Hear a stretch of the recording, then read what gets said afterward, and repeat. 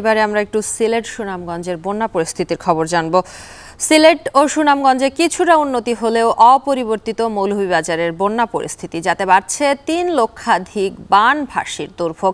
এ নিয়ে আরো জানাতে মৌলভীবাজারের সৈয়দপুর এলাকা থেকে যুক্ত হচ্ছেন সহকর্মী এম এ হামিদ। চলে যাচ্ছি তার কাছে। হামিদ, জানাবেন দুর্যোগ মোকাবিলা প্রশাসন রয়েছে, তাদের পক্ষ থেকে কি ধরনের উদ্যোগ নেওয়া হচ্ছে, পাশাপাশি ত্রাণের কোনো খবরাখবর আপনার কাছে আছে কিনা?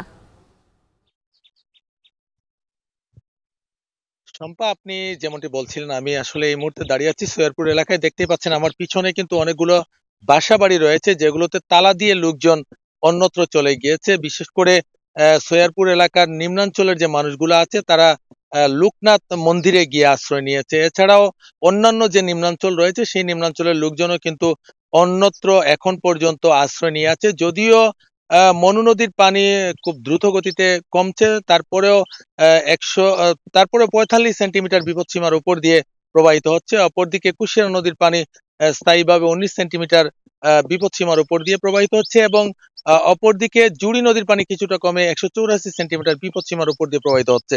যদিও নদ নদীর পানি একটু কমছে, তথাপি বন্যা দুর্গতদের বানবাসী মানুষের দুর্ভোগ কমেনি। অর্থাৎ এখন পর্যন্ত মৌলভীবাজার জেলায় 3,03,327 জন লোক পানিবন্দী রয়েছেন, এবং আশ্রয় কেন্দ্রে যেখানে 7,500 ছিল, সেখানে সেটা বেড়ে গিয়ে 8,708 জন লোক আশ্রয় কেন্দ্রে আশ্রয় নিয়েছেন। আমি বিভিন্ন এলাকা ঘুরে দেখেছি, বিশেষ করে জুড়ি, কুলাউড়া এবং রাজনগর সদর সদর উপজেলার বেশ কিছু এলাকা আমি ঘুরে দেখেছি, মানুষের সাথে কথা বলেছি, ত্রাণ নিয়ে কথা বলেছি। আসলে ত্রাণ নিয়ে একটা অভিযোগ তাদের আছে যে প্রথম যখন বন্যা হয়, এখন তৃতীয় দফা বন্যা চলছে, প্রথম যে বন্যা হয় এবং দ্বিতীয় দফা বন্যার সময় কিছুটা হলে তারা ত্রাণ পেয়েছেন, কিন্তু এই বন্যায় এখন পর্যন্ত তারা কোনো ত্রাণ সামগ্রী পাননি। আমি কথা বলেছিলাম জেলা প্রশাসক ডক্টর উর্মি বিনতে সালামের সাথে। তিনি আমাকে জানিয়েছেন যে প্রচুর পরিমাণে ত্রাণ রয়েছে, যেগুলা বিভিন্ন উপজেলা পর্যায়ে ত্রাণ কমিটির কাছে পৌঁছে দেওয়া হয়েছে, এবং তারা সেগুলো বিতরণ করছেন। তিনি বলেছেন যে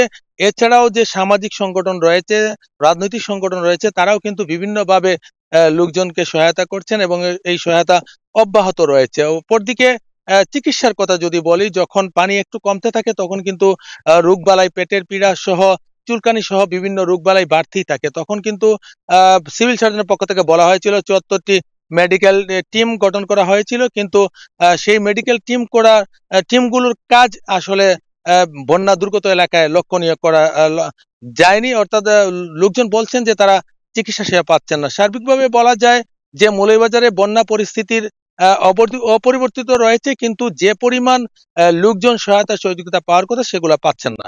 এই ছিল আমার কাছে মৌলভীবাজার থেকে বন্যা নিয়ে সর্বশেষ। শম্পা, সিলেট সুনামগঞ্জে বন্যা পরিস্থিতির কিছুটা উন্নতি হলেও মৌলভীবাজারে এখনো কোনো সুখবর নেই, সেই খবর জানাচ্ছিলেন সহকর্মী এম এ হামিদ।